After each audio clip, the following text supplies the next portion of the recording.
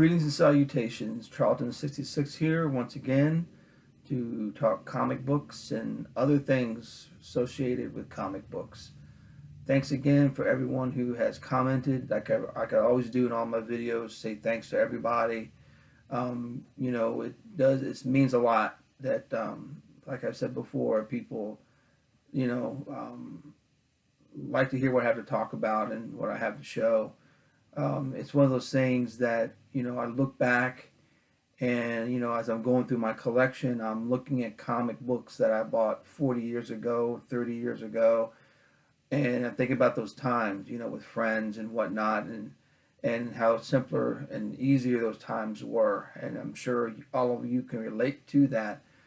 But, this kind of transcends all of that, making these videos and reaching out to people, all across the country and the world. And it's one of those things that I look back, and if someone would have told me how things would have been with comic book collecting in the community here on YouTube back then 40 years ago, I wouldn't have believed it. I would have thought they had lobsters coming out of their ears. But, this is something that adds another element or another factor into the enjoyment of collecting and sharing comic books and comic book related things and topics. I enjoy people's videos. I watch them a lot. I watch them, I always have a video on if I'm bagging and boarding a comic, if I'm sorting through my collection, dusting things off. There's a YouTube video on of someone somewhere talking about their comics, their beloved collection, their favorite covers. It's all there, and I enjoy every minute of it. So, I do appreciate, Howler Mouse, Tim, for coaxing me into making videos. I never would have done it. And my wife encouraged me to, she said, if you enjoy the videos so much from other people, you should make your own. And with Tim's encouragement as well, here I am. So I appreciate everything everyone's put out there. I sincerely do appreciate it. So, onward to a couple things. One of the things that people have commented on in their videos about, getting their comic books bound, their collections bound into volumes, making your own collection. It's something that I've done. I've not done it to everything I want to get done to, but I've started. I've got about 2, 4, 6, 8, 10, 12, 14, 16, 18, 20, 2, 4, about 24 bound volumes of something. Like I said, there are other things that I want to get done in its entirety, Starman being one of them. But I have an example of some of the stuff that I have bound. Here's one thing, Night Force, that came out in the 80s from DC. I got all 13 issues bound right here. That's what it looks like. I got Marv Wolfman to sign it right here. And all it is professionally bound, the whole series of Night Force, covers and whatnot. The whole book is bound. And gosh, you guys can't see it, but move this down a little bit. Everything's bound up inside, so you can read it in one setting. And if anyone, binding aside, if anyone has not read Night Force, please go out there cheap. Well, I shouldn't say unfortunately, but when I don't think that way, I know most of you don't think that way. But when a lot of people think something is cheap, it doesn't have any merit, which is totally the opposite in most cases. Night Force, Marv Wolfman and Gene Colan. Unfortunately, Gene Colan had passed away before I could have him sign this, but it's a phenomenal series about a team of paranormal investigators. It's run by this individual named Baron Winters, and he's playing them like pawns. I don't want to give anything away in the story, but it's an excellent series. But again, Night Force by Gene Colan and Marv Wolfman. I'm a big Valiant guy. I love Valiant. Love everything that they've done. I got the entire Chaos Effect bound. Nice red binding on the spine. Chaos Effect, Valiant Comics here and inside. I've got some signatures. I've got Sean Chin right there with a nice run of ride. Jim Calafiore signed it. Bernard Chang did a Dr. Mirage little pencil sketch for me. I got Bob Layton to sign it there. But it's the entire run of Chaos Effect. Covers. It's all bound up here, and you can read it in one. Well, can't read this in one setting unless you really got a lot of time on your hands. But Chaos Effect. Again, I'm just showing some of my, I shouldn't say my favorite, but just give you an idea what the binding looks like. Here's My Beloved Black Hawk by Evan Yan Spiegel. Right here, DC, the whole run that they brought back in the 80s, 251 to 273, and this has a little bookmark in it. But this is a pretty good series. Again, you can get this on the cheap, but again, it's the whole run bound here. And also Sandman Mystery Theater, which is another phenomenal series from the 90s. This is my first volume. I've got the rest of the series set aside in sets that I'm going to have sent to the binding company to be bound. I think it's going to be up to 4 volumes, I think. But this is issues 1 to 20 and an annual 1. And when I met Matt Wagner, he did a nice Sandman drawing for me. It's Sandman drawing for me. Inside of the bound book. So says to see Pleasant Dreams, Matt Wagner. And I have Guy Davis sign the first couple of issues along with Matt Wagner. Guy Davis signs with a really thin pen. You can see it right there. But again, Sandman Mystery Theater, nice. Most of the series ran in 4-issue arcs for Sandman Mystery Theater. So 1 to 4 is an arc. 5 to 9 is an arc. Well, 5 to 10 is an arc. 5 to 9 is an arc. Every 4 issues, there's an arc. Can't get my math right here. But so I kind of divided it up that way, where the next one would get bound, so it's going to be an even set. So by the time the last one ends, it'll be the last issue with the last story arc. One of my favorites, another excellent series from the 80s, Atari Force by Conway Garcia Lopez, right here. The Dark Destroyer drawing inside by Garcia Lopez, right there, which is pretty cool to have in your nice Bond volume. And one of the last ones that I'll show is the Good Old Starman. This has got issues 0 to 19 in it. Signed by Steve Harris, by Tony Harris. And I got some earlier issues from '94. I can really see it. Signed by Tony Harris. First couple issues are like that, are signed. But Howler Mouse has talked about Sandman Mystery.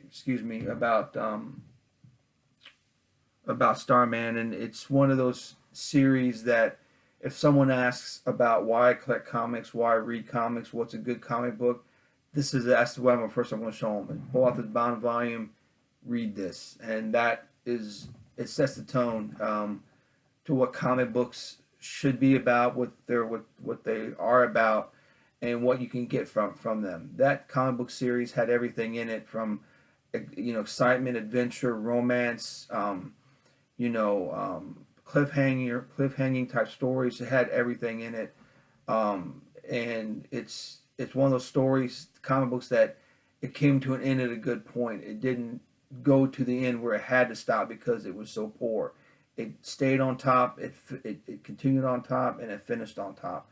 So it's one of those collections that like I said, I'll give to anyone who wants to know why comic books are, why people like comics, or why do I personally like comics. That's personally what I would give to them.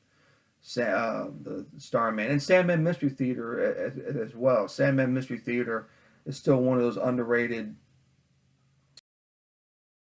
that came out in the 90s along with Starman. It's just, they're just phenomenal reads.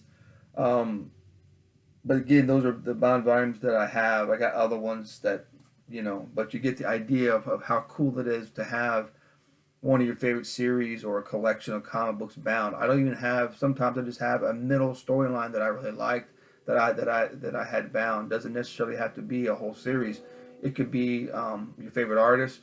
Jim Calafiore is one of my favorite artists, so I collected all of his early independent work, had it bound up, and it makes a nice presentation where I'm not digging through my collection looking for different stuff that's by him. I'll have all these independent stuff that I call the Calafiore collection, and that's what's on the spine. The comic book, the book binding company that I go to, they have all the logos. You can get the logo stamped on the spine of your books. You can have the cover of the first issue or any cover you want on the hardback of it. They have a way of heat pressing it, where it's the first issue is on the front of your comic. You can put them in slip cases, and it's not that much. It's under the way I have it presented here, without the logos and stuff on it, just like this. With the I didn't have the bookmark in this one. Even with the bookmark, it's like an extra $2. But I think this is like $28 to have it bound like this. You just have to send your comic books, obviously, to another company to get it done. But it looks nice on the bookshelf. You pull it out, it reads well. I mean, you have everything right there. They bind the comic books where in the gutter, the binding is not fully in the gutter where you can't read the middle of the book. They have it in a way where you get the full page, where the gutter is not taking shape. They have it bound like that. You can see through it where it's nice and easy, doesn't do anything. The binding stays together well. Nice package. But that's about binding. But I recommend it particularly to people who enjoy certain collections, certain storylines, certain story arcs. It's just a phenomenal thing to have on your shelf, and you can loan it out to friends who are trying to get on to read comic books, because that's what we do. We try and spread the word and get things out to other people. Comic books that they can read and get them started collecting or reading comics. All right, couple of things comic book related here. I got some Charltons, of course, to show.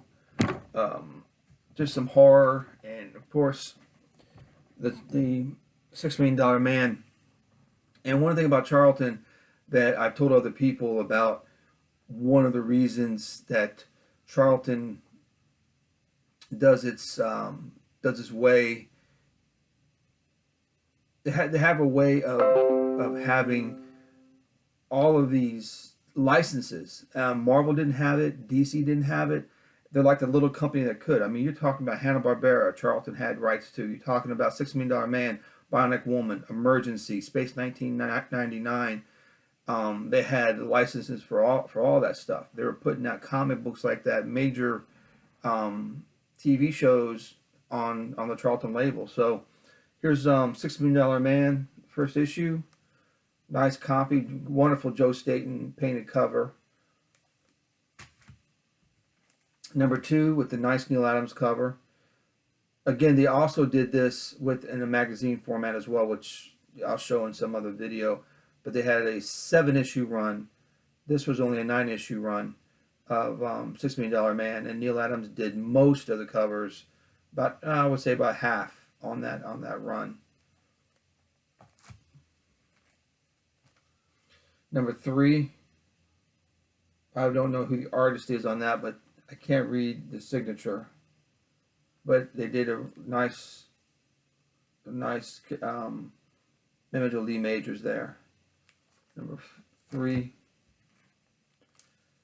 Number 4, even though it's not Adams or Staton, it's a nice Jack Sparling painted cover of Steve taking care of an alligator. Nice painted cover there. I don't know who did this cover, unfortunately. Maybe Hines. I don't know for sure, but it's a nice image of him taking out a motorcycle rider with the wheel. It's coming close to the end where they don't have the painted covers anymore. Nice outer space cover here. Number 6 from 78. Good old $6 Million Man. And this is the last issue, issue 9. Yeah, this is Himes, so it may be, he may have done the last one. I don't know for sure, but the last issue. And you can tell really by the cover, the cover's not as well rendered as the earlier issues, the last issue. That's $6 Million Man. And one horror, very short horror run that Charlton did called Creepy Things. First issue here, Creepy Things. Nice high grade copy. Again, these are hard to find because the covers are so dark in any type of decent shape without seeing the creases and whatnot on it. Everyone can relate to that problem. Awesome Tom F. Sutton cover. Again, underrated, phenomenal artist. He did tremendous stuff for Charlton. Right there. And if there's a hidden gem with Marvel Premiere, I think 60 or 61, it's a Star-Lord story with Tom Sutton art, and it's really a good story. It's one of those hidden gems. You can probably find it in the 50-cent box, unfortunately. Like I said, not unfortunately, but fortunate for us, it's cheap, but it's not put on there as anything of value, unfortunately. But it's a phenomenal story. But again, I think it's 60. I'm thinking it's 61 to Marvel Premiere. Creepy Things number 3. He's in this bone cage.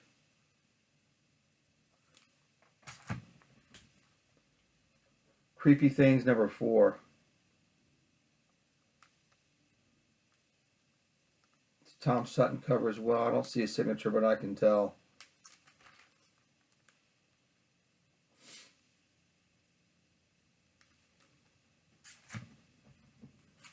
Creepy Things number 5. It's a Larson cover. Not Eric Larson, a different Larson. I forget his first name. I think it's Phil, but I don't know if I can't remember for sure. Nice Michael Zeck cover, one of his early works in comics. Creepy Things number 6. That was number 5. Number 6.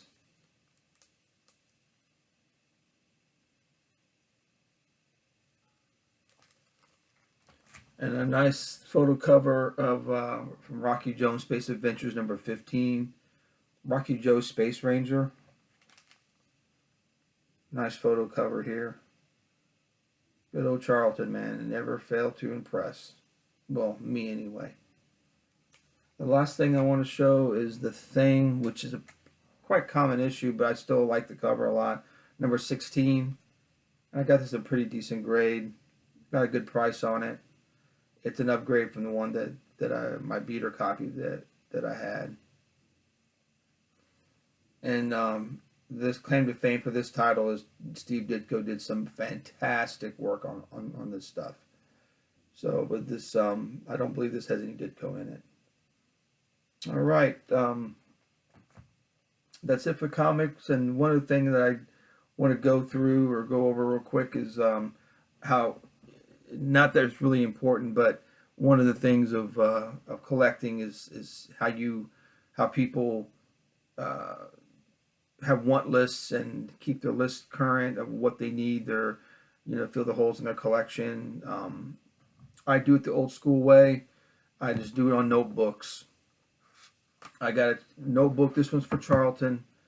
I have my little pencil here that just fill out with a little thing for the pencil. Moleskine, I don't know. I've heard it pronounced different ways, but the company that produces these. Again, it's my Charlton. I got my little Charlton logo in here, but inside is everything I need, everything I want from Charlton. Everything's listed here. Again, it's a lot of people have their own way. It's no wrong, right, wrong, or what have you. I just like this as a more of a tactile feeling about the whole thing, where you've got it written down. You can't, if your computer files are corrupted or something happens to your computer, you can't get it out or whatever. I write it down. I know I could take this with me. I could take notes, write it inside of this book at a drop of a hat. It's about half filled, but again, this is for my Charlton stuff. Got the numbers. I take notes. I know what books I need, and I mark it off. I take it to a show, put it in my pocket or my bag, and that way I look at something. Because with all the horror runs, if you're a collector of Charlton, you'll know buying duplicates is the bane of that. You think you don't have it, or you think you need it, and you don't get it because you don't have it, or you already have it and you buy it again. So it helps with that. And I've got another one just for regular comic books that I need. My want lists are here. H.P. Lovecraft stuff I have in here. Tim's got me, Howler Mouse has got me hooked on Elric, so I got all the Elric novels and stuff listed in this as well. Got my want list for 2017. It's got 15 books on it, and I've already got one of them off of the list. So my wish list for 2017, 15 books. But anyway, just a quick thing to let you know if anyone was curious. That's how I keep track of my comics, what I have and don't have. I never know what I have. It's not on the want list. I know I have it. So that's one of those things. Again, my want list has gotten a little bit bigger only because I've been watching videos and watching what you guys had to talk about, what comics you have in your collection, and I'm just, wow, okay. I never thought about this run or thought about this series or that particular issue, and I'll jot it down and I'll add it to my want list. So again, I appreciate everyone. I appreciate what everyone has commented and said, and I appreciate everyone's videos. Again, thank you for viewing, and if you give me a thumbs up if you like it, and put some comments or any suggestions you may have. You guys enjoy the rest of your weekend. Later.